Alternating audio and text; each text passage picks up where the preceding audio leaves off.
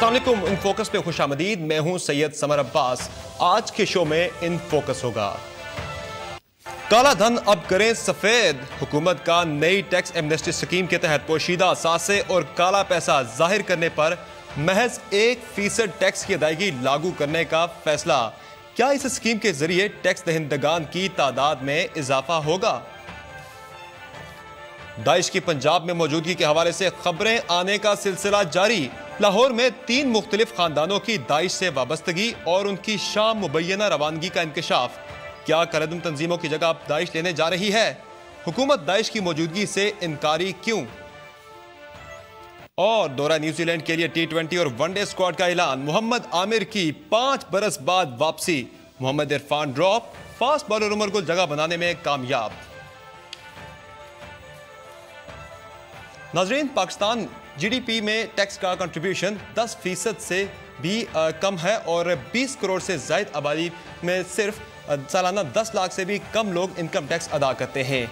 बेबस हुकूमत tax net तो ना बढ़ा सकी, तहम भागते चोर, बल्कि कहना चाहिए बड़े चोरों की लंगोटी सही, जिसके तहत पोशीदा असासे और काला धन रखने वालों को यह खुसूसी पेशकश की गई है कि वो अपना पोशीदा सरमाया महज 1% टैक्स अदा करके जाहिर कर सकते हैं। ये पहला मौका नहीं जब इस तरह की स्कीम मुतारफ करवाई गई हो, बल्कि इससे कबल भी इस तरह की कोशिशें माजी में की जा चुकी हैं। लेकिन क्या इससे टैक्स नेट वसी होगा और काला धन रखने वाले टैक्स पेयर बनना चाहेंगे?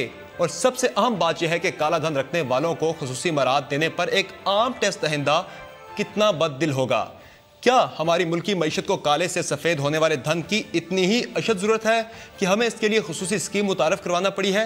इसी पर बात करने के लिए हमारे साथ मौजूद हैं वज़ीर-ए-आज़म के मामले बराए रेवेन्यू हारून खान साहब, और लाहौर से हमें ज्वाइन करेंगे साबिक वज़ीर ख़ज़ाना डॉक्टर सलमान शाह साहब। पहले बात करेंगे हारून अख्तर खान साहब से। हारून साहब, बताएगा कि क्या ये हुकूमत की डेस्परेट कोशिश है या फिर यही आखिरी ऑप्शन था हमारे पास? देखिए, पहली बात तो मैं आपको बताता चलूं कि हमारा इस फिस्कल ईयर का जो सेकंड क्वार्टर है उसमें हमारा टारगेट था 750 बिलियन कलेक्शन का, months of October, November and December, and we have exceeded 750 billion and we have reached 785 billion. और ये जो टारगेट था 750, ये भी पिछले साल के सेकंड क्वार्टर से 20% ज्यादा था। लिहाजा हम 20% क्रॉस करके 35 बिलियन और हमने रेवेन्यू कलेक्ट कर लिया है। दूसरी बात यह है कि 30 जून 2015 को हमारा टैक्स रेशियो जो था वो 11% पे पहुंच चुका था।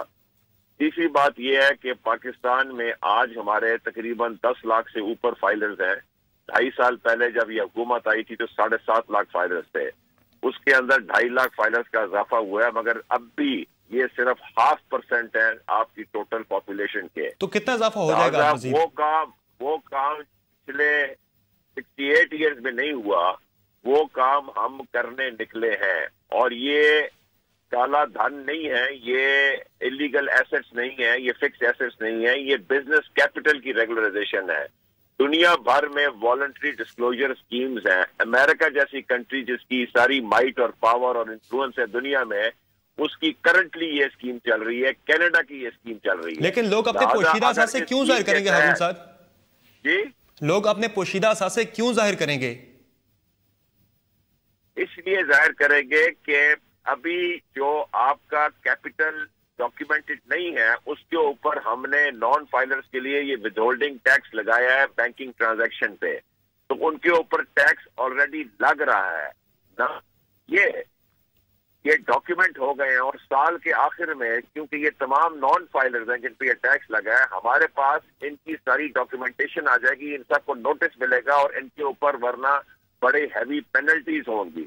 डॉक्यूमेंटेशन चीज जो ये है, डॉक्यूमेंटेशन तो होगी, लेकिन इससे क्या हमें रेवेन्यू भी हुकूमत जनरेट कर पाएगी और कितना रेवेन्यू जनरेट हो सकेगा इससे? रेवेन्यू आप देख लीजिए ना कि अगर ये 5 करोड़ तक का कैपिटल रेगुलराइज कर सकते हैं तो फर्ज करें एवरेज लोग 2.5 करोड़ करते हैं और आपके पास 10 लाख लोग आते हैं इस स्कीम में, तो ये 250 अरब तो ये आपके पास रेवेन्यू आ जाएगा। और ना सिर्फ ये वन ऑफ स्कीम नहीं है, ये 4 टैक्स ईयर्स का है। मतलब इस साल के अलावा 2016, 2017, 2018 और एक दफा जब ये एक स्कीम में आ जाएंगे तो अगले साल फिर इनको 3 गुना ज्यादा अपना टर्नओवर डिक्लेयर करना पड़ेगा as compared to the capital that they regularise, और उससे अगले सालों में 25% ज्यादा टैक्स होगा पिछले साल के मुकाबले में। तो ये तो आपको ना सिर्फ फाइलर देंगे बल्कि आपको रेवेन्यू भी देगा। लेकिन हारून साहब, जिनके पास काला धन है या काला पैसा है या फिर आपकी बात मानते हैं तो पोशीदा पैसा है, वो क्यों जाहिर करेंगे? उनका काम जब चल रहा है ऐसे ही, तो वो क्यों जाहिर करेंगे? इसलिए जाहिर करेंगे कि हमने इनको वॉलंटरी डिस्क्लोजर स्कीम में इंसेंटिवाइज किया है, और ये अगर ये करेंगे तो ये अपने इस पैसे को लीगलाइज कर देंगे, इसको रेगुलर कर देंगे। That is why they would like. अगर इन्होंने ना किया तो इनके ऊपर पेनल्टीज लगेंगे, बिकॉज अब ये डॉक्यूमेंट तो हो गए हैं, बिकॉज इनके ऊपर बैंकिंग ट्रांजैक्शन टैक्स लग गया है। और इसके अलावा जनवरी में प्रोहिबिशन ऑफ बेनामी ट्रांजैक्शन एक्ट आ रहा है, बिल आ रहा है, जो एक्ट बनेगा इंशाल्लाह, और जिसके पास भी ये नंबर 2 पैसा होगा या जाली अकाउंट्स में होगा, ये सब जब्त हो जाएगा। तो ये इसलिए करेंगे। और अगर अभी इन्होंने ना किया तो ये जो टैक्स है विदाउट टैक्स, जो अभी 0.3% है, ये 1 फरवरी से 0.6% हो जाएगा। बिल्कुल सही। लेकिन हारून साहब अवॉइड करने में और उस डिटरेंस की वजह आएंगे डॉक्यूमेंटेड टैक्स में। लेकिन हारून साहब, ठीक आपकी बात मान देते हैं, लेकिन जो आम बंदा है जो कि टैक्स पेयर भी है और विदहोल्डिंग टैक्स भी लोग दे रहे हैं, उनको क्या मैसेज जाएगा कि ये जो मराहत है ये सिर्फ खसूसी पैकेज जो है ये काला धन रखने वालों के लिए ही है? नहीं, आप बार बार काला धन कह रहे हैं। ये स्कीम नॉन फाइलर्स के लिए भी है और उस लोगों के लिए भी है जो फाइलर्स हैं, क्योंकि हमारी 2 प्रॉब्लम है। एक प्रॉब्लम है कि लोग टैक्स रिटर्न फाइल नहीं करते, और दूसरी प्रॉब्लम है कि जो फाइल करते हैं वो अंडरस्टेट करते हैं, अपनी इनकम बहुत ज्यादा अंडरस्टेट करते हैं। तो उन लोगों के लिए भी स्कीम आई है, और ये दोनों के लिए है। बिल्कुल सही, बिल्कुल सही है। बहुत शुक्रिया हारून अख्तर साहब में ज्वाइन करने का। इसी पर बात करने के बाद मौजूद हैं साबिक वजीर खजाना डमान शाह साहब। शाह साहब, बताइएगा कि आपको क्या लगता है इस स्कीम के पीछे क्या इसका रैशनल हो सकता है, मकासद क्या हो सकते हैं इसके, और इसका फ़ायदा क्या होगा? देखिए, आई थिंक ये एक एडमिशन है कि हमारा जो अदारा है FBR वो तकरीबन अब आखिरी दमों पे है। उसमें कोई क्रेडिबिलिटी अब नहीं है। टैक्स पेयर और टैक्स कलेक्टिंग जो अदारा है, इनमें आपस में कोई कॉन्फिडेंस नहीं है, और ये एक परसेप्शन है बिज़नेस कम्युनिटी, पर्टिकुलरली ये जो छोटे कारोबार हैं, दुकानदार हैं, होलसेलर्स हैं, रिटेलर्स हैं, जिनके ऊपर अब ये नॉन फाइलिंग का चल रहा है डिडक्शन वगैरह का, उनका बिल्कुल FBR के साथ किसी किस्म का कॉन्फिडेंस नहीं है, और वो समझते हैं कि FBR के चुंगल में अगर वो आ गए तो वो फिर उनका कारोबार बंद हो जाएगा और वो सारा वक्त अपने टैक्सेस में लगे रहेंगे। उसके साथ साथ ये आपको लगता है कि ये एक नाकाम स्कीम है? देखें, इसमें मेरा ख्याल है कि ये स्कीम की बजाय हमें ये कहना चाहिए ये नाकाम FBR है, और जब तक FBR को अब दुरुस्त नहीं करेंगे और FBR को एक ऑनेस्ट, मोटिवेटेड और फेयर अदारा नहीं बनाएंगे, और उसके साथ साथ जब तक टैक्सेस की रिफॉर्म नहीं करेंगे, टैक्सेस की जो रेट्स हैं उनको अगर कम नहीं करेंगे, और जब तक आपकी स्ट्रेटजी एक broadening of the net effectively आप नहीं कर पाएंगे, और FBR की जो ऑडिट में करप्शन वगैरह है उसको सॉल्व नहीं करेंगे, तो फिर आपको ये एक मुतबादिल तरीक़ाकार चाहिए जिसके तहत आप कम से कम कुछ टैक्स तो कलेक्ट करेंगे। जैसे हारून साहब ने कहा कि वो 250 अरब आ जाएगा, चलें वो अगर आ जाए तो बहुत अच्छी बात है, लेकिन असल इशू आप यही आएगा कि आपने FBR को दुरुस्त करना है या नहीं करना, क्योंकि अगर FBR को आप दुरुस्त नहीं करेंगे तो ये मसला हर साल इसी तरह होगा, और जो लोग टैक्स नेट के अंदर हैं, जो पहले टैक्स देते हैं, जैसे आपने कहा कि जो टैक्स दे रहा है उसका क्या कसूर है, उसका कसूर ये है कि वो टैक्स नेट में आया क्यों है, और अगर वो आया है तो अब उसको अच्छी तरह निचोड़ा जाता है। सो वो इंसेंटिव है कि आप टैक्स नेट के बाहर ही रहें और किसी तरीके से नॉन डिटेक्टेड रहें और चलते रहें, और इससे ये है कि हमारा शॉर्टली बताइएगा सलमान शाह साहब कि ये जो हुकूमत, जिस तरह हारून अख्तर साहब ने कहा कि हम उनके खिलाफ क्रैक डाउन करेंगे अगर नहीं करते, तो क्या डर खौफ में आके जो नॉन फाइलर्स हैं वो आएंगे इसमें? नहीं, आई थिंक क्रैकडाउन से तो हमने पता है कि जब आपको याद होगा कि मुशर्रफ साहब के ज़माने में फ़ौज भेजी थी और वहाँ पे सर्वे भी किए थे और उससे कुछ नहीं बना था और इकॉनमी जो है वो बिल्कुल डगमगा गई थी। खौफ से ये नहीं होता, ये अक्ल से होता है और कॉन्फिडेंस बिल्डिंग से होता है, ये अच्छे इदारों से होता है, अच्छी टैक्स पॉलिसी से होता है, फेयर टैक्स सिस्टम से होता है, एक्विटी हो जिसमें हर बंदा फील करे कि उसका पैसा जो है उससे जायज़ टैक्स लिया गया और उस टैक्स से फिर सही जगह पे एक्सपेंडिचर हुआ है, फैसिलिटीज़ मिली हैं, हेल्थ की, एजुकेशन की। बिल्कुल सही, यानी कि एफपीआर को दुरुस्त करना पड़ेगा। सलमान शाह साहब, हमें यहाँ पे एक छोटी सी ब्रेक लेनी है। नाज़रीन, ब्रेक से वापस हम बात का सिलसिला जारी रखेंगे। Stay tuned.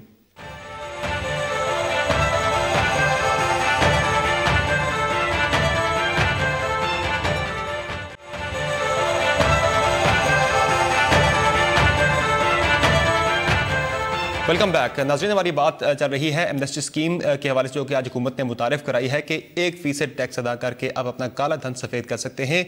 बात थी हमारी चल रही थी गुफ्तगू साबिक वज़ीर ख़ज़ाना डॉक्टर सलमान शाह साहब से। शाह साहब, बताइएगा कि जिस तरह से आपने बात की कि एक ट्रस्ट डेफिसिट होता है लोगों का, इसलिए इस तरह की स्कीमें मुतारिफ कराई जाती हैं। बताइएगा कि इसके अलावा कोई बेहतर ऑप्शन हो सकता था आपके नज़दीक को, या फिर यही आखिरी ऑप्शन बेहतर था हुकूमत, जिस तरह हुकूमत कह रही है? जिस तरह देखिए, एक बात तो आपको बड़ा ज़रूरी है और ये हमारे वक्त में भी हमने जब इनकी रिफॉर्म्स की तरफ गए थे तो सबसे पहली बात हमने की थी सेल्फ़ असेसमेंट स्कीम की। सेल्फ़ असेसमेंट का मतलब है कि जो टैक्स पेयर है हम उसमें ट्रस्ट रखते हैं और उससे हम चाहते हैं कि वो फ़ाइल करे टैक्सेस और उसकी जो असेसमेंट होगी हम उससे मानेंगे। ये हुकूमत का एक कमिटमेंट उससे होती है। उसके बाद ये होता है कि जहाँ पे आपको ब्लेटेंट नज़र आता है कि सेल्फ़ असेसमेंट स्कीम के तहत कोई बहुत अंडर रिपोर्टिंग कर रहा है तो उसका ऑडिट फिर प्रोफेशनली आप करते हैं फॉर्म प्रोफेशनल ऑडिटर्स। और उसके साथ साथ ये है कि ऑडिट में जो डॉक्यूमेंटेशन की रिक्वायरमेंट्स हैं उसको भी आप कम करते हैं, आप सिंप्लीफाई करते हैं। मसलन नेट इनकम की बजाय अगर आप ग्रोस रेवेन्यू के ऊपर टैक्स करें ताकि आपको उनकी कम से कम एक दो चीज़ें जो हैं डॉक्यूमेंट हो जाएं और सारा जो है कि जी आपका ख़र्चा क्या आया था, आपका बिजली पानी ट्रैवल ये वो सारी रसीदें रखें। तो वो रसीदें क्योंकि ये छोटे बिजनेसमैन हैं इनके लिए मुमकिन नहीं होता कि ये सारे रिकॉर्ड्स रखें। सो आपने उसके मुताबिक इसको सिंप्लीफाई करना है और लो टैक्स रेट लगानी है। ज़्यादा जब आप लगाएंगे 30-35% टैक्स लगाएंगे तो वो नहीं दे पाएंगे, लेकिन अगर वही टर्नओवर के ऊपर लगाएंगे और 3-4% के साथ आप शुरू करेंगे तो मेरा ख्याल है कि सारे के सारे जो हैं वो बीच में आने के लिए तैयार होंगे, क्योंकि उनको नज़र आता है कि जी हमारी जो जान है वो बच जाएगी और जो हम हर वक्त उलझे रहते हैं टैक्स के इश्यूज़ में उससे बचाव होगा और वो बिज़नेस को फिर ग्रो कर सकेंगे। सो एफबीआर का शाह साहब एक चीज़ और बड़ी अहम है जी शाह साहब, एक और बड़ी अहम बात है, जैसा कि आज पाकिस्तान तहरीक इंसाफ के चेयरमैन इमरान खान ने कहा कि इल्ज़ाम लगाया कि ये चोरों के पैसे को तहफ़्फ़ुज़ देने की एक कोशिश है। तो आपको क्या लगता है ये कोई डिलिबरेट एफर्ट है इसमें गवर्नमेंट की, इसके पीछे हो सकती है क्या? नहीं, गवर्नमेंट की एफर्ट यही है ना कि वो IMF के साथ उनका जो मायदा उसके तहत उन्होंने रेवेन्यूज़ कलेक्ट करने हैं और ये एक ऐसा तरीका है जिससे वो रेवेन्यूज़ उनको शायद कुछ मिल जाएंगे, क्योंकि उन्होंने जो बैंकिंग ट्रांजैक्शंस के ऊपर टैक्स लगाया हुआ है उससे भी इनको खासी रेवेन्यू आनी चाहिए। इशू ये है कि वो शॉर्ट गैप मेजर है, उसको आपने जब परमानेंट करना है तो उसमें ये तमाम लोगों का जिनका कटेगा उनको आपने रेगुलराइज करना है। अब रेगुलराइज करने में उनको थोड़ी बहुत कंसेशन भी देनी पड़ेगी और सिंप्लीफिकेशन, जो मैं अगेन एंड अगेन ये कहता हूँ कि सिंप्लीफाई करें ताकि जो आसानी से दे सके। पाकिस्तान में टैक्स देना जो है एक अजाब बन चुका है, पर्टिकुलरली बिज़नेस जो छोटी बिज़नेस करने वाले लोग हैं, जो रिटेलर्स हैं, वो समझते हैं कि अगर हम टैक्स में फंस गए तो फिर हम सारी उम्र रिश्वत देते रहेंगे। तो ये निज़ाम को हम नहीं चला सकते, इसको हमें बिल्कुल दुरुस्त करना पड़ेगा। फर्स्ट स्टेप है कि सेल्फ असेसमेंट स्कीम को इफेक्टिवली बनाया जाए। सेकंड स्टेप है कि FBR को रिफॉर्म किया जाए, सिंप्लीफाइड टैक्स के निज़ाम होना चाहिए और जो आपके ऑडिट वगैरह है इसको बहुत ज़्यादा प्रोफेशनलाइज करना चाहिए कि इसमें फैसिलिटेट करना चाहिए। ऑडिट जो है वो फैसिलिटेटिव होना चाहिए कि जो भी बिज़नेस वाले हैं अगर वो कोई रीज़नेबल उनका आपको नज़र आता है कि यस ये इनका ख़र्चा होगा, हो सकता है उसकी रसीदें बेशक ना हो, लेकिन एक आप परसेंटेज लगा दें कि आपका इतना % हम मान लेते हैं कि आपका अखराजात हैं और ये आपकी नेट इनकम है और उसके ऊपर आप एक रीज़नेबल टैक्स दें। और उसके बाद फिर एक पहले भी एक ये स्कीम होती थी कि अगर हर साल आप 25% ज़्यादा टैक्स दें पिछले साल की निस्बत तो फिर आपसे कोई सवाल भी नहीं पूछा जाएगा। सो इस तरह की चीज़ें जब आप करेंगे तो उससे ये ग्रेजुअली कॉन्फिडेंस बिल्डिंग होगी और जब ज़्यादा नेट में लोग आ जाएंगे तो फिर टैक्स रेट्स और कम हो सकते हैं। तो आई थिंक कि ये प्रॉब्लम को बड़ी प्रैग्मेटिकली सॉल्व करना पड़ेगा।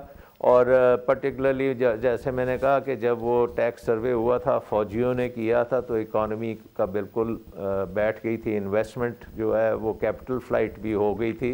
इसी तरह अब जो ये निज़ाम है इसमें हमें बाय पार्टीज़न तरीके से इसको करना चाहिए जिसमें सारी पॉलिटिकल पार्टीज़ मिल के ये मसला हल करें। आपको याद होगा कि पिछली गवर्नमेंट ने VAT का निज़ाम लगाया था तो उसको PMLN ने रिजेक्ट करके उसको एक्चुअली हुकूमत को गिरा दिया था उस टैक्स की वजह से। अब अगर ये कुछ करते हैं तो बाकी ऑपोजिशन वाले इनको पॉलिटिकली डैमेज करने की कोशिश करेंगे। सो ये एक बाय पार्टीजन तरीके से टैक्स का निज़ाम बनाना पड़ेगा जिसमें गवर्नमेंट को रेवेन्यू जो है जैसे आपने शुरू में कहा कि 10% टू GDP है, ये बड़ा कम है, इसको हमने 15-20% तक लेके जाना है, लेकिन ये इकट्ठे मिल के जाना पड़ेगा। वो जब करेंगे उसमें ये भी आपको दिखाना पड़ेगा कि हुकूमत जब पैसा कलेक्ट करेगी टैक्स से तो वो ज़ाया नहीं करेगी, फिर वो एक्सपेंडिचर्स जो हैं वो आवाम के बेनिफिट के लिए होंगे। बिल्कुल शाह साहब, फाइनली बताइएगा, जिस तरह आपने कहा कि सियासी जमातों को साथ लेकर चलना होगा, इसमें उनकी भी चाहिए होगी मुशावरत, लेकिन जैसा कि सेनेट में पाकिस्तान पीपल्स पार्टी की अक्सरियत है वो वहाँ से नहीं होने देंगे। जैसे कौमी असम्बली से तो बिल पास हो गया है, मुतल्लिका कमेटी को चला गया, लेकिन सेनेट में जब आएगा मंजूरी के लिए तो वहाँ से पीपल्स पार्टी रोक सकती है इसको, अगर रोकना चाहे तो। जी जाहिर है कि अगर हुकूमत ने उनके साथ नहीं की हुई कंसल्टेशन और उनसे अंडरस्टैंडिंग नहीं है तो फिर मुश्किलात आएंगी। यही मैं कह रहा हूँ कि तमाम पॉलिटिकल पार्टीज़ को मिलके एक फ़ैसला करना चाहिए कि वाकई पाकिस्तान में हम बहुत कम टैक्स कलेक्ट कर लेते हैं, बहुत ज़्यादा लोग टैक्स नेट से बाहर हैं, उनको अंदर लाने की ज़रूरत है। हमारे जो MNAs हैं और लीडर्स हैं इनको रोल मॉडल होना चाहिए कि ये टैक्स दें, क्योंकि बहुत ज़्यादा लोग पार्लियामेंट में बैठे हैं जो टैक्स ही नहीं देते। फिर ये है कि हर किस्म की इनकम के ऊपर टैक्स होना चाहिए, जो बेशक वो एग्रीकल्चर हो या सनती हो या कारोबारी इनकम हो, हर बंदा जब टैक्स देगा तो पाकिस्तान फिर आगे से तरक्की कर सकेगा। बिल्कुल, पाकिस्तान आगे बढ़ेगा, इसके लिए पार्लियामेंटेरियन को भी रोल मॉडल बन के अपना टैक्स अदा करना होगा। गुफ्तगू को हम कर रहे थे साबिक वज़ीर हाजा सलमान, बहुत शुक्रिया आपका। नाज़रीन, यहाँ पर एक ब्रेक लेंगे, ब्रेक से वापस आकर हम बात करेंगे पाकिस्तान में दाइश की मौजूदगी से मुतल्लिक चश्म कुशा इंकशाफात से मुतल्लिक। Stay tune.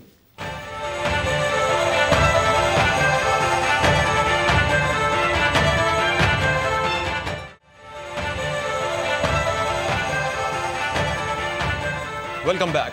नाजरीन, दाइश की पंजाब में मौजूदगी के हवाले से चश्म कुशा इंकशाफात का सिलसिला जारी है। अब से 3 रोज कबल सियालकोट में दाइश के मुबैना सेल से वाबस्ता 9 अफराद की गिरफ्तारी अमल में आई, जबकि अब लाहौर के 3 खानदानों की ईरान के रास्ते शाम रवानगी और उनके दाइश के साथ गहरे राब्तों का इंकशाफ हुआ है।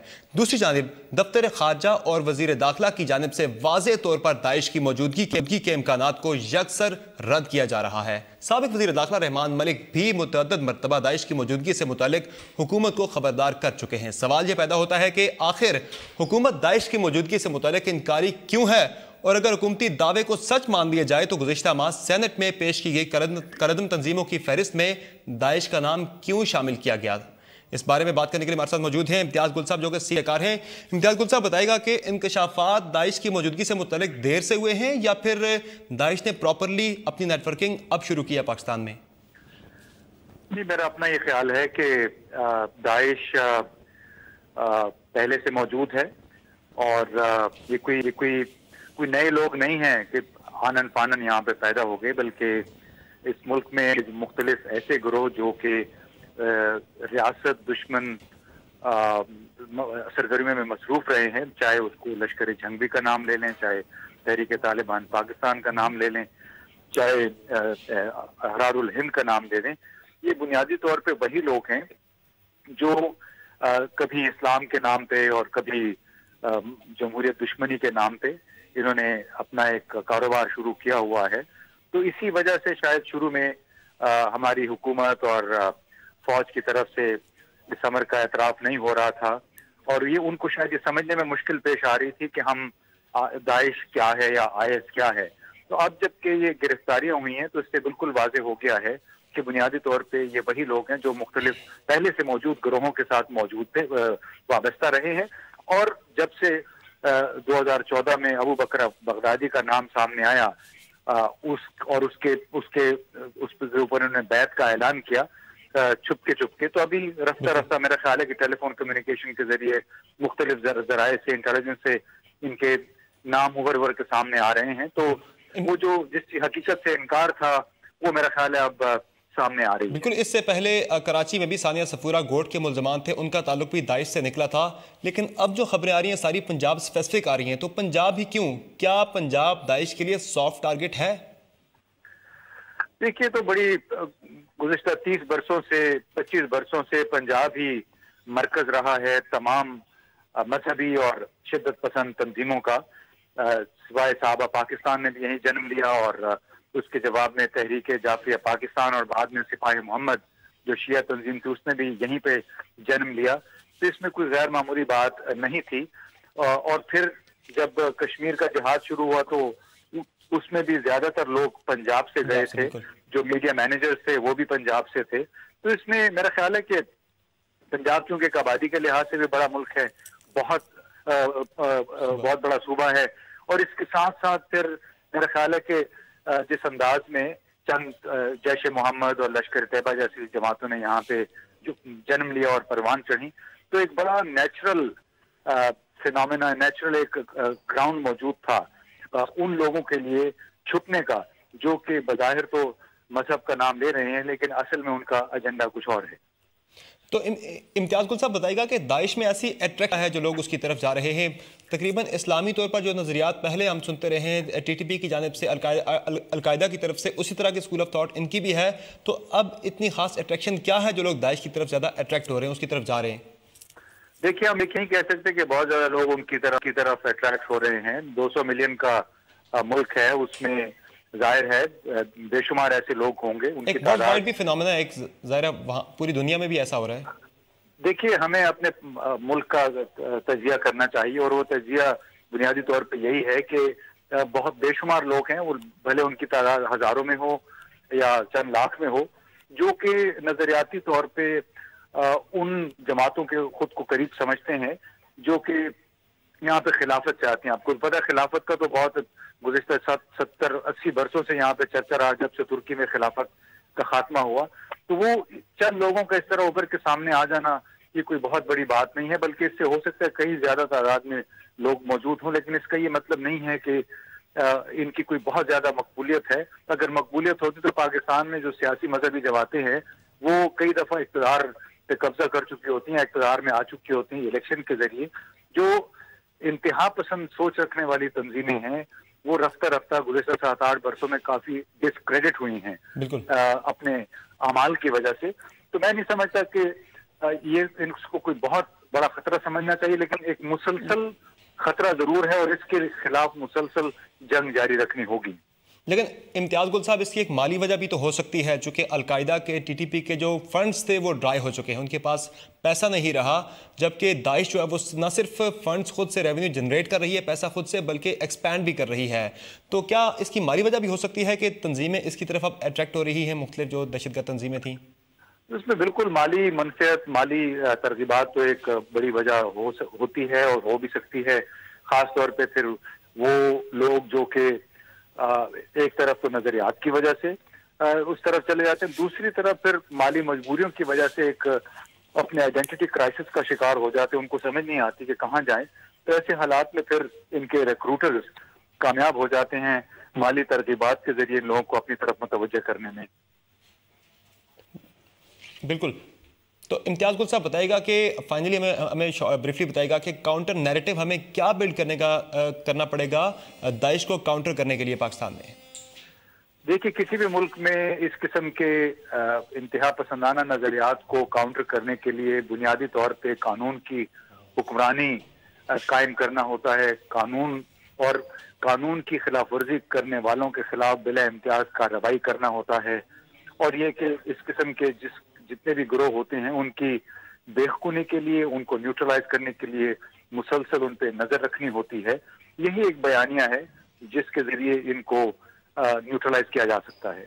इम्तियाज गुल साहब, बहुत शुक्रिया हमें इन फोकस में ज्वाइन करने का। नाजरीन, यहाँ पर एक ब्रेक लेंगे, ब्रेक से वापस आकर हम बात करेंगे दौरा न्यूजीलैंड के लिए अनाउंस होने वाले पाकिस्तान के T20 और वनडे स्क्वाड से मुताल्लिक।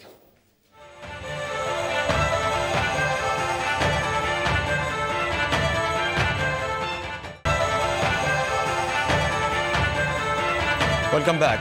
नाजरीन, दौरा न्यूजीलैंड के लिए पाकिस्तान के T20 और वनडे स्क्वाड का ऐलान कर दिया गया है और तवक्कुआत के ऐन मुताबिक मोहम्मद आमिर को टीम में शामिल कर लिया गया है, लेकिन उनकी न्यूजीलैंड रवानगी जो है उनके वीज़े से मशरूत होगी। इसके अलावा T20 स्क्वाड में मोहम्मद इरफान को ड्रॉप किया गया है, जबकि उमर गुल को शामिल किया गया जो कि काफ़ी अरसे से अनफिट थे। और इसके साथ साथ T20 स्क्वाड में शाहिद अफरीदी की फरमाइश पर सुहेब मकसूद और उमर अकमल को भी शामिल किया गया है। कैसा टीम कम्बिनेशन होगा हमारे न्यूजीलैंड के टूर के लिए, इसी पर बात करने के लिए हमारे साथ मौजूद हैं मोहम्मद वसीम जो कि साबिक क्रिकेटर हैं। वसीम साहब बताएगा कि पहले तो बताएगा टीम हमारा कम्बिनेशन कैसा है T20 का और वनडे का। देखिए, ऐसा अगर आप टीम का कम्बिनेशन देखें तो टीमों का मतलब बैलेंस नज़र आ रही है। थोड़ा सा जो सिलेक्शन में इन एंड आउट्स में उस पर थोड़ी सी डिबेट हो सकती है कि किसको किस वजह से ड्रॉप किया और किसको किस परफॉर्मेंस पे टीम के अंदर लेके आए हैं, तो वो थोड़े से क्वेश्चन मार्क्स हैं। अदरवाइज़ थोड़ा सा फास्ट बॉलर्स आपकी स्ट्रेंथ आपकी बढ़ गई है। मोहम्मद आमिर की जहाँ तक बात है, आपने अगेन थोड़ी जल्दी की है कि इतना बड़ा इशू आपका चल रहा था, थोड़ा सा प्लेयर्स के अंदर भी अभी तक उतना कॉन्फिडेंस नहीं आया कि उसको आना चाहिए, नहीं आना चाहिए था। लेकिन अगेन गवर्निंग बॉडी ने जब फैसला कर लिया PCB ने कि मोहम्मद आमिर ने वापस आना है, तो we should all respect that, तो हम भी रिस्पेक्ट करते हैं उसकी। लेकिन मेरा फिर भी अभी व्यू है कि we should have done it slowly. एक तुमने बहुत जल्दी कर दिया, अगर लाना ही था तो मेरे ख्याल में T20 फॉर्मेट से आप स्टार्ट लेते, उसके बाद आप स्लोली वनडे इंटरनेशनल के अंदर भी ले आते। इस दौरान आपको उसका एटीट्यूड भी पता चल जाता कि आगे चल के उसने कैसे खेला है, और बाकी जो प्लेयर्स हैं उनका कंफर्ट लेवल भी थोड़ा सा उनके लिए ईजी हो जाता कि आगे चल के वो आमिर के साथ कंफर्टेबल होंगे। बट लेट्स सी, अब टीम्स अनाउंस हो गई, लेकिन अब उसमें किए हैं प्लेयर्स जिन्होंने, जैसे सुहेल तनवीर है, मेरे ख्याल में आपके पिछले साल का टॉप विकेट टेकर है वो सुहेल तनवीर है। मोहम्मद इरफान की जो बात अभी आपने की कि ड्रॉप किया गया, पहले सुनने में ये आ रहा था कि हम उसको रेस्ट करवा रहे हैं, डिफरेंट कम्बिनेशन ट्राई करेंगे और मोहम्मद इरफान को हम रेस्ट करवाएंगे। तो अगर आपने रेस्ट करवाना है तो you should have dropped him from the ODI team कि 10 ओवर करके वो ज़्यादा थकेगा या 4 ओवर करके वो ज़्यादा थकेगा, तो ये समझ नहीं आ रही है। सेलेक्टर्स कह रहे हैं कि मजबूरी थी, मजबूरी थी, जुनैद फिट नहीं है, उमर गुल जो है वो भी काफ़ी अरसे बाद टीम में वापस आ रहे हैं, तो इसलिए मजबूरी बन गई थी आमिर को शामिल करना। Khan according to my sources उसने अपना जुनैद खान ने, उमर गुल गुड साइंस, ठीक है, उसने परफॉर्म किया है, फिटनेस शो किया है, कम बैक किया है, ही डिजर्व्ड इट। लेकिन जहाँ तक जुनैद खान की बात है, फिटनेस का उसका कोई इशू नहीं है। अभी जो टेस्ट उसका हुआ है अकॉर्डिंग टू माय सोर्सेज उसने टेस्ट वो पास किया था। अब उसको काफ़ी अच्छे से सिलेक्ट आप नहीं कर रहे हैं। अगेन आप प्रायोरिटी दे रहे हैं दूसरे प्लेयर्स को, कि जैसे आमिर की फिर बात उधर ही आ जाती है कि आप आमिर को आगे लेके आ रहे हैं। तो अगेन अगर आप इसको सिर्फ T20 में इंक्लूड कर लेते हैं कि जैसे आफरीदी में आज एक अच्छी स्टेटमेंट दिया जिसमें उसने काफ़ी उसने डिटेल से बात की है, ट्विटर के ऊपर उसने अपना स्टेटमेंट जो दी हुई है। लेकिन वसीम, बात करते हैं सुहेब मकसूद की और उमर अकमल की। यकीनन शाहिद अफरीदी के बार बार इसरार पर इन्हें टीम में शामिल किया गया, तो कप्तान की पसंद नापसंद है या फिर मेरिट पे इन्हें देखिए, एक चीज़ तो अंडरस्टूड है कि Shahid Afridi is a very strong captain, मतलब उसकी पावर काफ़ी है। अगर आप उसको कंपेयर कर लें मिसबाह हक से या अजहर अली से, तो इतनी ज़्यादा उनकी से नहीं है कंपेयर टू शाहिद अफरीदी। वो अपनी मर्ज़ी के प्लेयर्स वो खिलाते हैं, which is not a bad thing. मतलब एंड पे जाके टीम जो है कैप्टन नहीं खिलानी होती है ग्राउंड के अंदर, तो अगर उसको अपने प्लेयर्स के ऊपर कॉन्फिडेंस है और वही टीम उसको मिलती है तो सम टाइम इट हेल्प्स कि उसको बूस्ट मिलती है। लेकिन सुहेब मकसूद अगेन कम बैक वो कर रहे हैं, फिटनेस का उनका भी इशू चल रहा था। अब आपने पहले बात की थी कि फिटनेस का जो इशू था जुनैद खान का, तो शोएब मकसूद का भी यही इशू था। दोनों गए थे यूएई, दोनों की परफॉर्मेंस वहाँ पे उठा के देख लें तो मेरे ख्याल में इक्वल ही थी। शोएब मकसूद ने भी इतना ब्रिलियंट परफॉर्म नहीं किया अगेंस्ट इंग्लैंड लॉयंस, तो उनका जो कम बैक किया है मतलब वो भी थोड़ा सा क्वेश्चन मार्क ही बनता है। लेकिन अगेन शाहिद आफरीदी की इतनी से है कि वो अपनी मर्जी से टीम बना लेते हैं। और बिल्कुल जिस तरह हमने देखा दोहरा इंग्लैंड के खिलाफ जो सीरीज़ थी उसमें जिस तरह से रन आउट हुए, उमर अकमल रन आउट हुए, शोएब मकसूद रन आउट हुए, कोच की फ्रस्ट्रेशन बड़ी वाज़ेह हमें नज़र आ रही थी। वकार यूनुस ने भी कहा बच्चों की तरह आउट हो रहे हैं ये, तो इसके बावजूद अभी शाहिद अफरीदी ने कहने टीम में शामिल किया जाए, तो ये क्या है? देखिए मेरा नहीं ख्याल कि उसमें मतलब किसी को आप ड्रॉप कर सकते हैं जी कि वो रन आउट हो गया। अगर इस तरह ड्रॉप होता तो इंजमामुल हक मतलब इतना लंबा खेल ना सकते जितना अरसा वो रन आउट होते हुए हैं। हाँ, उसमें थोड़ा सा ये है कि थोड़ा इनको मेरे ख्याल में जो रन आउट्स हुए ना उसमें टेक्निकली तो थोड़ा बहुत ठीक है, आप वो बातें उसमें थी कि आपने रॉन्ग टर्न लिया, एक दफ़ा एक प्लेयर ने बहुत लंबा एक चक्कर काटा, शोएब मलिक जैसे रन आउट हुए थे। लेकिन अदर देन दैट अगर टीम के अंदर कॉन्फिडेंस होगा लड़कों को कि मैंने अगले मैचेस खेलने हैं, मतलब मैं ड्रॉप नहीं होऊंगा, तो वो पिछली सीरीज़ के अंदर ये नज़र आ रहा था कि सारे प्लेयर्स डर रहे थे कि हम आउट हो गए तो हम टीम से बाहर हो जाएंगे, जो कि मैटर करती है। जब रन बिटवीन द विकेट जब हो रही होती है उस टाइम आप फिर शेकी हो जाते हैं। तो जब प्लेयर्स के अंदर कॉन्फिडेंस हो कि उन्होंने आगे चल के खेलना है, उनकी जो प्लेस है टीम के अंदर फिलहाल इस सीरीज़ के लिए पक्की है, तो ये छोटे छोटे जो रन आउट्स के जो इशू हुए थे मेरे ख्याल में ये आगे चल के इतना नहीं होंगे। लेकिन फील्डिंग भी क्वेश्चन मार्क बनेगी शोएब मकसूद की, क्योंकि अब बार बार आज हमने चीफ सेलेक्टर की स्टेटमेंट भी देखी है जी, उसमें कहा है जी कि अगर हम सीरीज़ हारेंगे तो सिर्फ अपनी फील्डिंग की वजह से हारेंगे। तो फिर उनसे ये भी सवाल करना चाहिए कि जो आपने लड़के पिक किए हैं क्या आपने उनकी फील्डिंग की एबिलिटी वो भी क्या कंसिडर की थी उनको सेलेक्ट करते हुए कि नहीं की थी। तो वसीम, ओपनिंग में भी हमें बहुत बड़ा मसला दरपेश है। मोहम्मद हफीज़ जो है वो वन डाउन बैटिंग करने के लिए आते हैं, तो ओपनिंग में अहमद शहजाद भी आपने देखा वो इतनी ज़्यादा फॉर्म में नहीं है। हमने नए नए लड़के भी ट्राई किए उनके साथ, लेकिन ओपनिंग कम्बिनेशन हमारा नहीं बन पा रहा। बाबर आजम भी ओपनिंग कर चुके हैं, मिडल ऑर्डर भी खेलते हैं, तो ओपनिंग का मसला क्या आपको लगता है कि हमारा हल हो जाएगा? It's time for Ahmed Shahzad to step up, specially ODIs के अंदर, कि अपनी परफॉर्मेंस और फॉर्म वापस लेके आए, क्योंकि काफ़ी अर्से से वो एक किस्म का ड्रैग ही कर रहे हैं वनडे टीम के साथ। तो उनको थोड़ा सा उनके लिए वेरी इंपॉर्टेंट है ये टूर ओडीआई के अंदर कि परफॉर्म करें और अपनी जो प्लेस है ओपनिंग बैट्समैन की उसको सिमटेड करें। लेकिन अगेन वहाँ पे इजी नहीं होगा हमारे किसी भी बैट्समैन के लिए, क्योंकि जिस तरह की पिचेस हमने अभी देखी हैं श्रीलंका के अगेंस्ट, जितना बाउंस ऑन पिचेस के अंदर अर्ली ऑन जितनी मूवमेंट भी थी, तो उसका ना भी ये टफ हमारे ओपनिंग जो बैट्समैन स्पेशली उनके लिए। लेकिन अहमद शहजाद के लिए इट्स वेरी इंपॉर्टेंट कि वो परफॉर्म करें इस टूर के ऊपर। यासिर शाह को मिस किया जाएगा? देखिए मिस तो उसको मतलब ऑलरेडी हम कर रहे हैं, लेकिन उसके साथ जो ट्रीटमेंट हम कर रहे हैं ना वो भी एक क्वेश्चन मार्क है, सबके सामने है कि उसको हमने एक तरह से तनहा छोड़ दिया है।